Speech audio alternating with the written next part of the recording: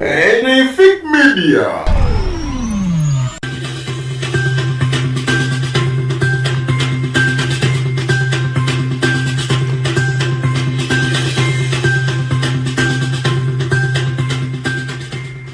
Omuyizi eyazibya amaso UNEB esazeewo agenda kufuna F9 kuba bulijjo si muzibe.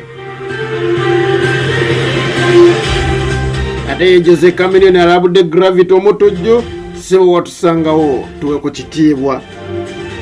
Pepper Daddy owamanyikidde nga Alan Hendrick akubye oluyimba oluvuma wamu n'okuyigiriza Gravity omutujju. Yesonyiwa bamusingako ne Gravity amwanukudde.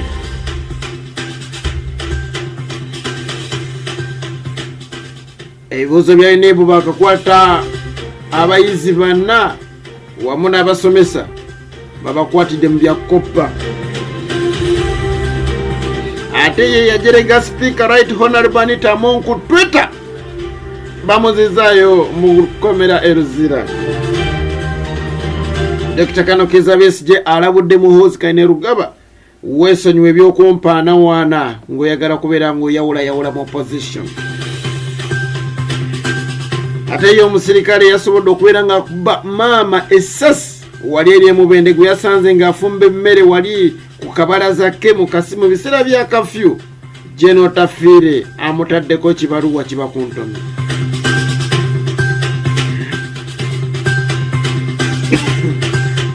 Amanya muzukala Haji Abdul Nyami Shafiq Lwango gamatego enali ali mu bitundu by'eggwanga eby'enjawulo gano gemulire gaffe amasu ge tubeera nago buli lunaku. Era waneeno ku TikTok wamu ne ku Facebook tubeera n'emitwe. Ate ku YouTube ne tuba n'amawulire gaffe mu bojjovu ntandise bwenti. Abajjukira balabye omuyizi eyasobodde okubeera ng'ate bwato aziba amaaso we yabadde ku kibuuzo ekya mathematics paper 1.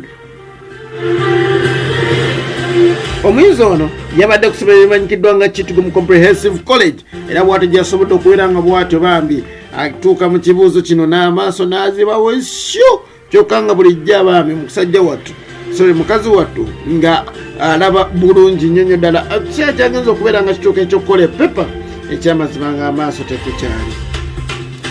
Okusinziira ku UNEB wamu n'omukyala Jennifer Kalule onono nga ye mwogezi w'ekitongole kya UNEB Uganda National Examination Board bw'ati yasobodde okubeera nga avaayo n'agamba nti omuvubu omukyala ono oba omuyizi ono gutagenda kuba ntwatuukiriza amannya yavudde bw'ati n'agamba nti twamuregistaringa nga atali muzibe so kakati si muzibe naye singa kitegerekeka nti amaaso gaganye okutereera tugenda kubeera ng'ate tuwalirizibwa okulaba ng'ate twogera n'abasomesa be okulaba ng'ate tumufunira abo banaasobola okuba nga bamuyambako mu bibuuzo kuba tubalina obeera muzibe nga tukufunira akuttaputira. Naye yavudde n'agamba naye ekitali ekyo wakufuna F9 mu mathematics. Jose Chameleon oluvannyuma lwa Gravity omuntu gy'okuvayo bw'ati n'asobola okubeera nga yayogera bingi n'alyoka agamba nti Chameleon temuli, Bebe Cool temuli, Bobi Wine temuli. Bw'ati yavuddeyo bw'ati n'agamba nti Gravity muyimbi mulungi naye alina okumanya nti balumbye big size ate alina okumanya nti ffe abatandikawo kati kyali mu kuyimba kuba emabegako abantu balowooza nti abayimbi baabayaayi naye ate kati omulimu gw'obuyimbi mulimu ddala ate oguweesa ekitiibwa.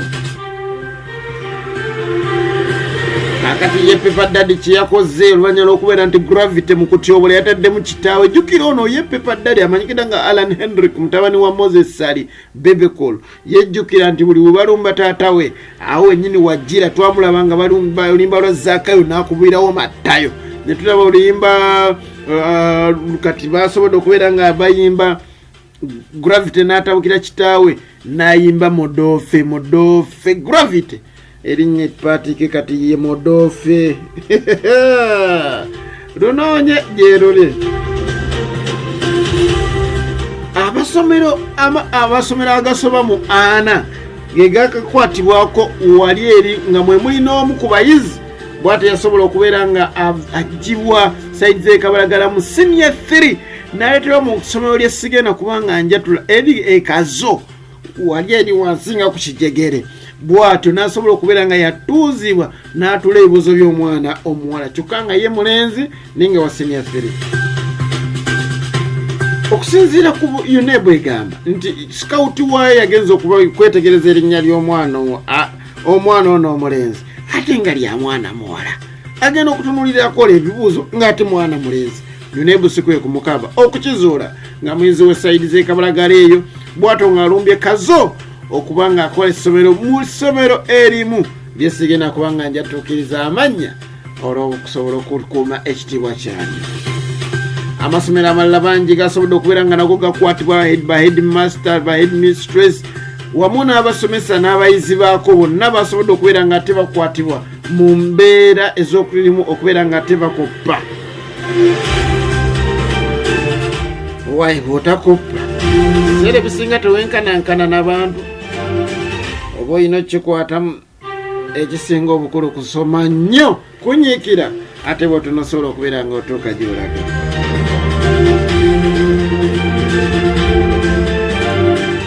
ate retired Dr. Kanokiza Besigye bw'atasobodde okubeera nga avaayo n'alabula general omujja akyali omugole Muhoozi Kainerugaba bw'atyo n'amugamba nti lekera okubeera ng'ompaana waana mu mbeera y'okuba nti yagala kunafuya opposition. Ono kiddiridde oluvannyuma lwa Muhoozi general Kainerugaba okuvaayo bw'atyo ku mukutu gwe ogwa Twitter n'agamba nti Dr. Kanokiza Besigye muwe ekitiibwa era mwagala nnyo kuba bingi byemmuyigirako ekitali ku balala. yakutadde ekifaananyi nga kiriko Bobi Wine wamu ne Dr. Kanokiza Besigye nga bali ku kifo ekimu bali babiri. Dr. Kanokiza Besigye yavudde n'agamba nti bineeno John Muhoozi byakola kubeera nga ayagala kwawula abasajja abali oba mu people power oba national unity platform bagambe nti ono Besigye embega twabagamba. Besigye amugambye nvaako nze neesonyiwa neerabira gye wandaba tuli mu struggle ewuuba nno.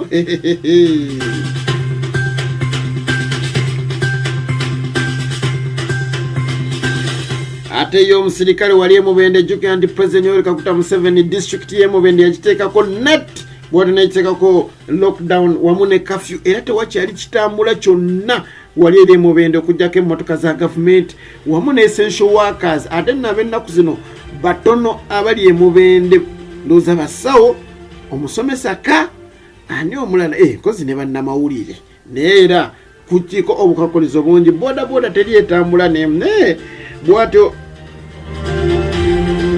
kyasobodde okubeera nga kitegerekeka nti omu ku basirikale essaawa zadde ziweze 2 bw'atyo yasobodde okubeera nga akuba maama eyabadde afumba. okusinziira ku mwana eyabaddewo gwe tutagenda kubeera nga twatuukiriza amannya eyabadde mu myaka nga 16 bw'atyo yasobodde okubeera nga agamba nti maama yabadde wabweru ng'ali mu kubeera nga tuteekera ekyeggulo naye bw'atyo abasirikale bwe bazze yatidde nnyo n'adduka n'adda mu nnyumba n'asibawo. abasirikale ne bamulemerako nti ojja kuggulawo tukukwate. maama n'agamba sijja kuggulawo mukole kyonna kye mukola oba munzite nembe nfiirira n'abaana bange. omwana n'agamba nti maama bw'atyo ne bakuba essasi ne limulyawo ekigere. Jeno Otafire bw'atyo yasobodde okubeera nga avaayo mangu ddala n'asobola okubeera nga agamba abasirikale bakendeeze amaanyi ge batandise okuba nga tebakozesa mu district ey'emubende wamu ne Kasanda eziri mu lockdown ya eya Ebola. era bw'atyo n'agamba n'alagira n'okulagira IGP Major Kasigazi bw'atyo n'amugamba nti beera ng'ogendayo buli kimu kisobola okubeera nga ate kidda mu nteeko abantu baddizibwe bodaboda zaabwe abantu baddizibwe emmotoka zaabwe ate n'amaanyi agakozesebwa gakendeezebwe. Jeno Otafire omu ku basajja 27 boyogerako abali ku high command abamu ku abo bakyaliwo abatono mukama bakyatulekeddewo yalagidde generali alagidde anegwaddamu nagana asembayo.